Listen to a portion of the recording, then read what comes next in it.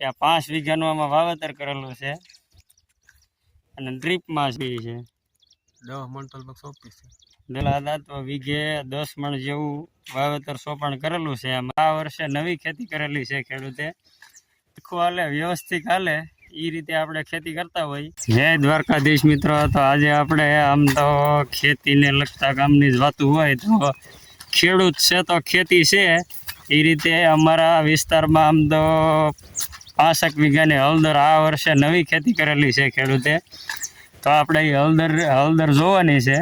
તો આપણે જઈ ને હમણાં જોઈ ને બાકી બીજું તો અમારે આ વર્ષે ડાયરેક્ટ ડુંગળી વાવવાની ખેતી વધારે છે.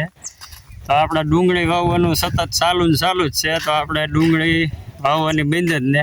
તો આજે આપણે વાવવા આવ્યા છીએ. તો આ છે ડુંગળીનું પડવું. આમાં આપણે ડુંગળી વાવેલી છે આજની.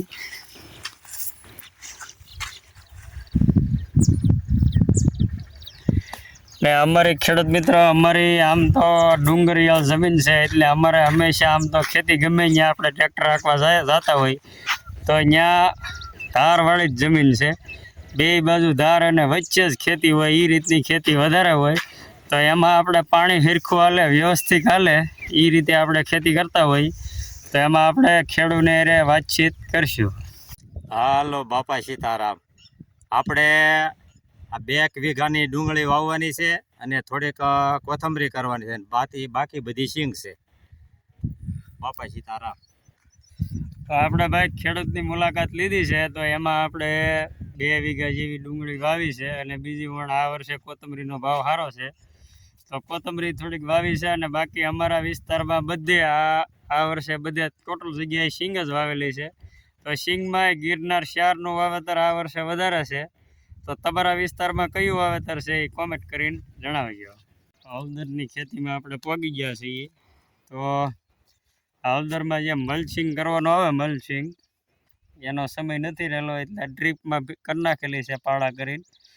તો આપણે આ હળદર જે આવે ત્યાં 5 વીઘાનું આમાં વાવેતર કરેલું છે અને ડ્રીપમાં છે. આ લગભગ આ વાવણી પહેલાં સોંપી દીધેલી છે. અને આમાં ભાઈ આપણે વીઘે કેટલી સોંપી છે હળદર?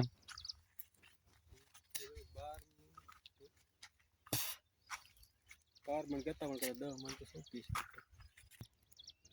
તો લગભગ સોંપી છે. હા ભાઈ આ હળદરની ખેતી છે અને આ વર્ષે અમારા એરિયામાં આમ તો હળદર એટલી બધી કોઈ કરતું નથી પણ આ વખતે નવી ઉપજમાં હળદરની ખેતી કરેલી છે.